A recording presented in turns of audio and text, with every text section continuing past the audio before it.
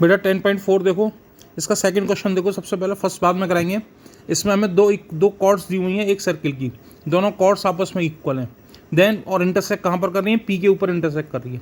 Then हमें ये prove करनी है जहाँ पर इंटरसेक्ट कर दी है वहाँ पर दो लाइन सेगमेंट बनेंगे इन दोनों कॉर्ड्स द्वारा। एक बनेगा ए पी और सी पी और एक बनेगा बी पी और डी पी।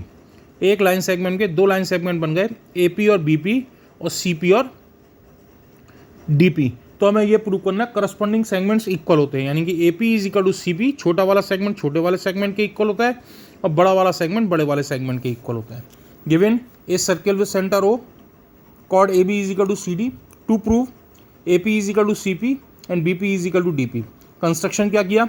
सेंटर ओ दिया हुआ था, ओ से एक परपेंडिकुलर ओ एम ड्रॉ कर लिया सी डी के ऊपर, एक perpendicular N O N draw कर लिया ए बी के ऊपर। ठीक है, अब देखो ए बी और सी डी इक्वल है, इसलिए इनके हाफ भी इक्वल होंगे। जब ए बी और सी डी इक्वल है तो इनके हाफ भी इक्वल हो जाएंगे। ठीक है, तो ए बी का हाफ कितना होगा? ए बी का हाफ कितना होगा बेटा? ए एन बी एन। और सी डी का हाफ कितना होगा? सी एम और डी एम। ये सारे पार्ट आपस में इक्वल हो जाएंगे, क्योंकि जब ए बी और सी डी इक्वल है तो इनके हाफ भी आपस में इक्वल होंगे।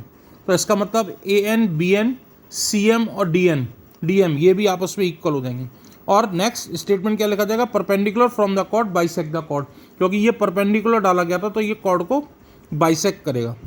ठीक है, और O N is equal to O M होगा। O N is equal to O M क्यों होगा? Because equal chords are equidistance from the centre. Equal chords are equidistance from the centre. दोनों chords जो होती हैं वो equal distance पर होती हैं अगर वो इक्वल है। तो O N is equal to O M हो गया।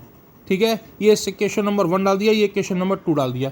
अब इन दो छोटे ट्राइंगल्स को मैं कॉन्ग्रुएंट प्रूव कर रहा हूँ। इन दो छोटे ट्राइंगल्स को मैं कॉन्ग्रुएंट प्रूव कर रहा हूँ। कैसे? O N is equal to O M, question 2 O P is equal to O P और angle 90। R H S congruency से दोनों ट्राइंगल कॉन्ग्रुएंट हो जाएंगे, तो P N is equal to P M आ जाएगा। यही सब लिखा है बेटा, दोनों ट्राइंगल्स आपस में कॉन्ग्रुएंट आ जाएंगे तो P N is equal to क्या आ जाएगा? पी एम आ जाएगा by C B C D से। P N is equal to P N आ जाएगा by C B C D से। ठीक बेटा, नेक्स्ट अब B N is equal to D M है बाय इक्वेशन नंबर 1 से। एडिंग बोथ द इक्वेशन, दोनों इक्वेशन को मैंने प्लस कर दिया, तो P N plus B N is equal to P M plus D M आ जाएगा। P M plus B N किसके इक्वल है?